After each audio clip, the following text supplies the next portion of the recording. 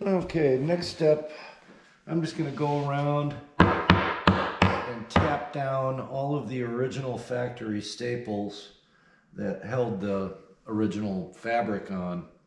Some of them are sticking up, and then with me pulling the old staples and everything else, I've kind of loosened a few. So I want something nice and flat that I can put the new fabric onto, and I don't have to worry about snagging or myself or the new fabric. So I'll be doing this to all 4 cushions.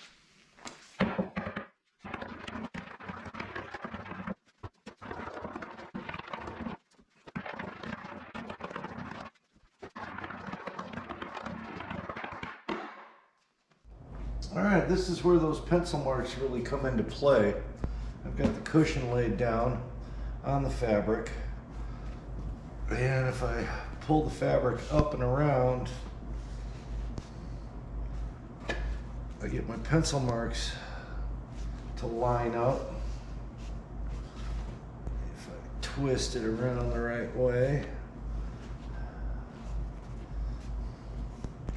do it that way.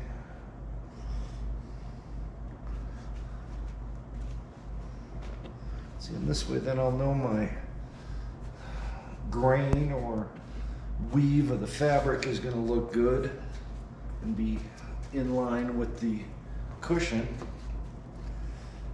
So then I will bring the fabric up and around and tack it at the centers.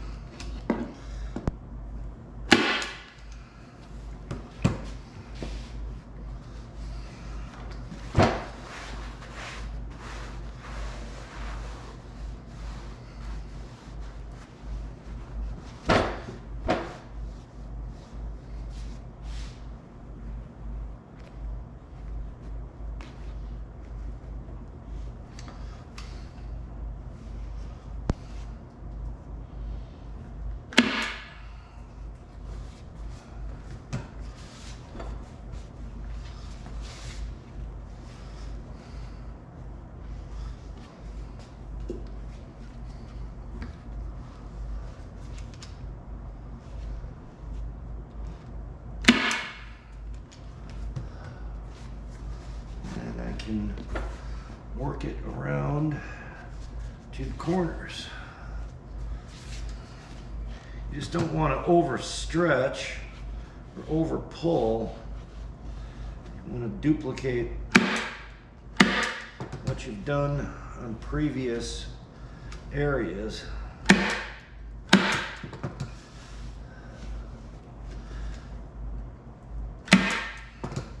You want to stop short of the corners by a couple of inches because they take some kind of special maneuvering.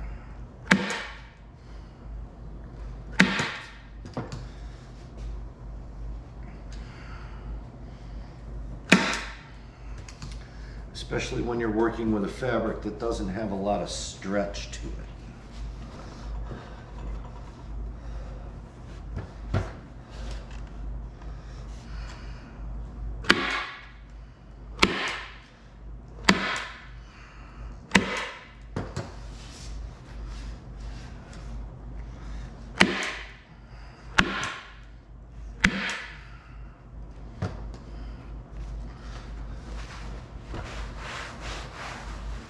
See, this looks good. That weave or that grain is straight back and forth, front to back.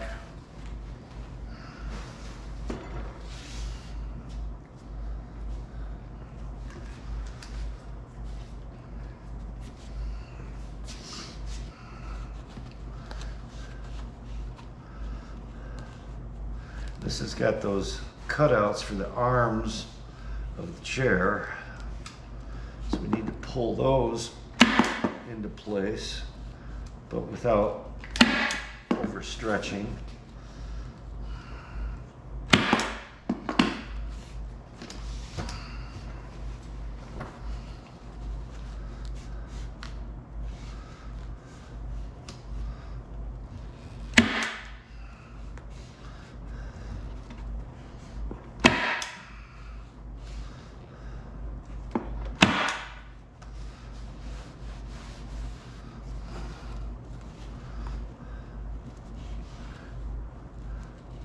secret is not to overstretch, but also to not induce any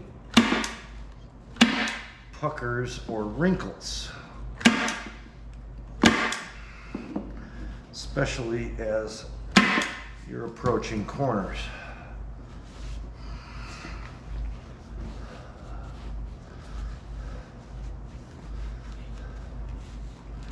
It needs to follow the contour, but not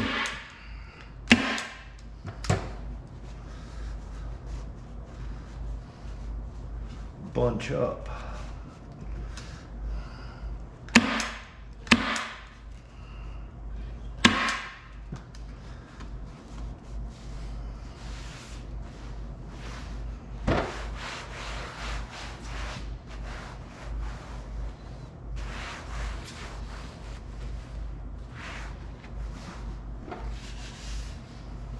Now these corners,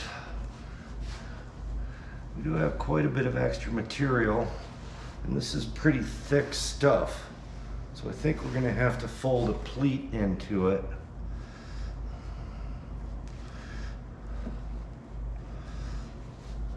Which means we're going to need to pull it tight.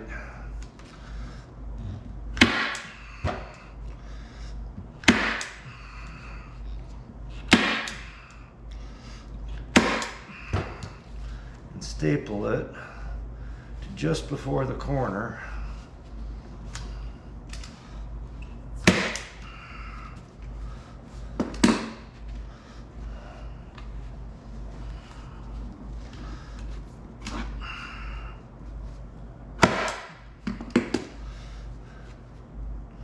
And try not to do what I just did, is tack both pieces under the same thing. Then what we're going to do is we're going to make a fold, pull the fabric together at that corner,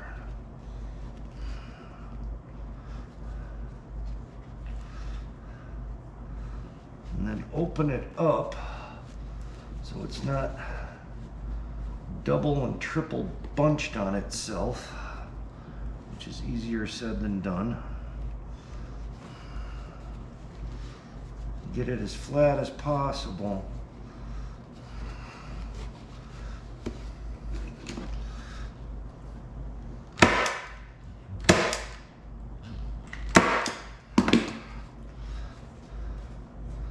Tack it down so it looks as nice as possible.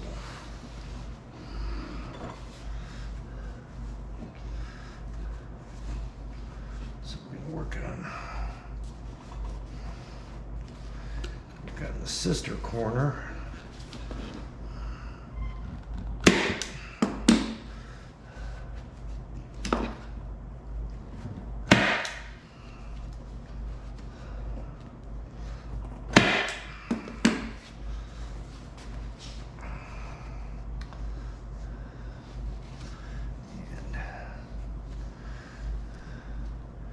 Tuck it together.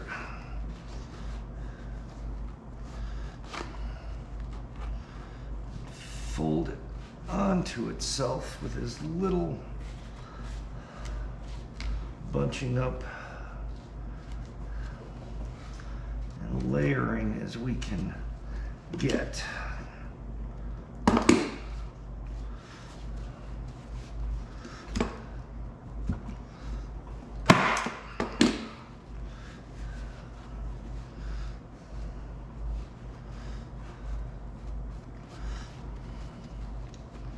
Try to pull that corner tight.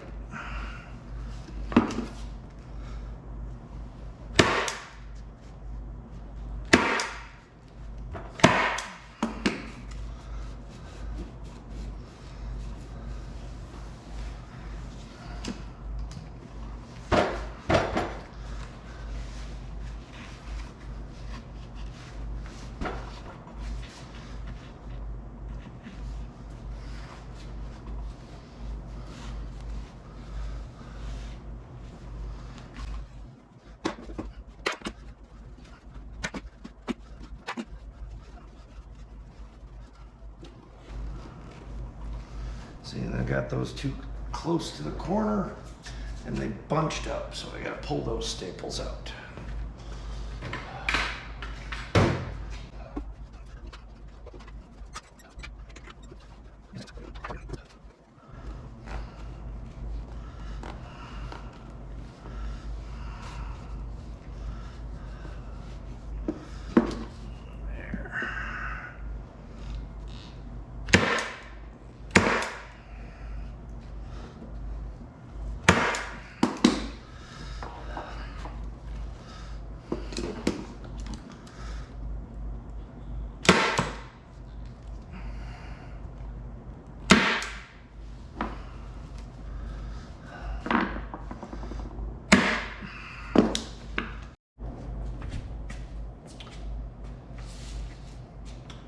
Okay, now we're just going to carefully trim off a lot of this excess fabric,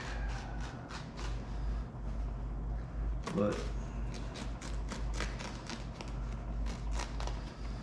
we don't want to get too close to these corners. And once we get the excess trimmed off, we can do a little more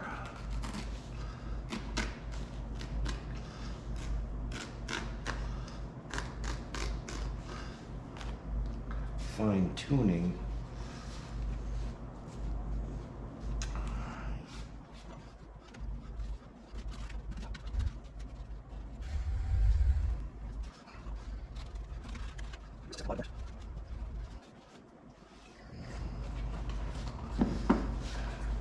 This is all going to be trapped underneath the frame of the chair, but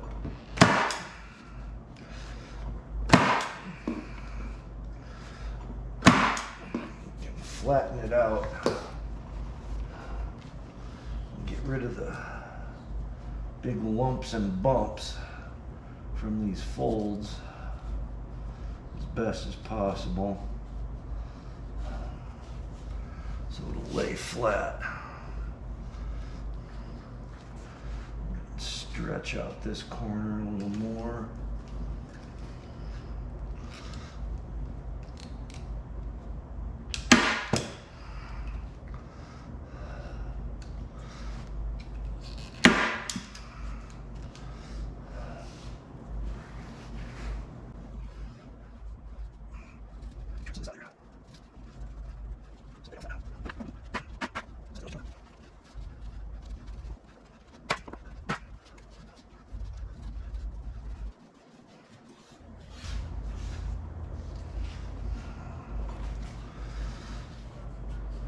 This was a brand new fresh blade and it's already getting dull, so I'll probably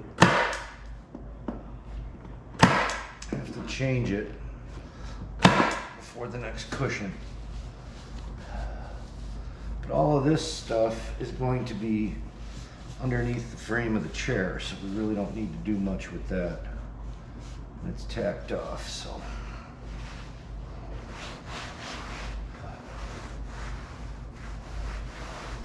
This one is done.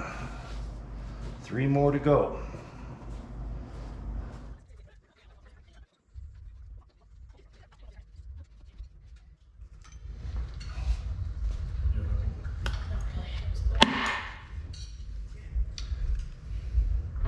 No more bullets.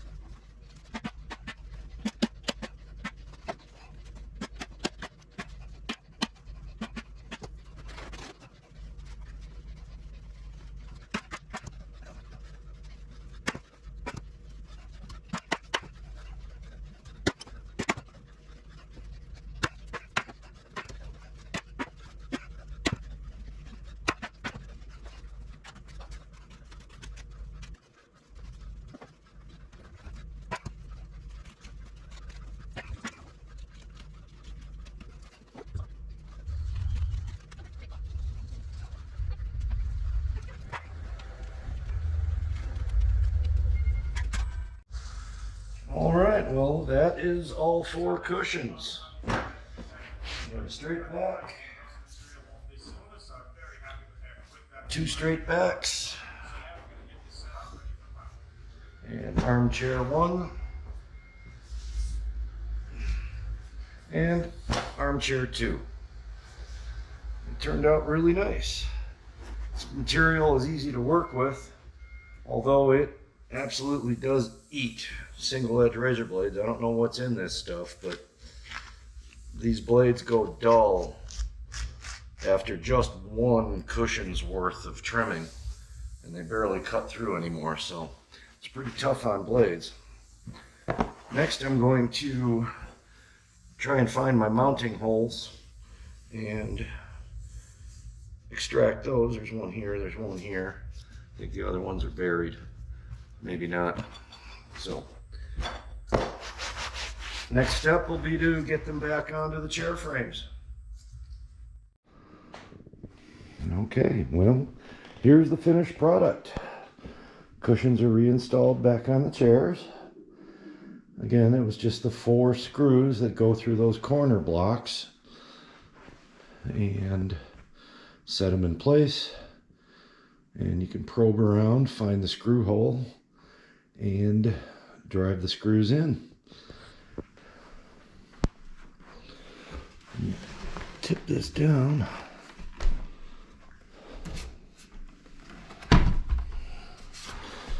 You can see where you want to get those corners tucked under nice so that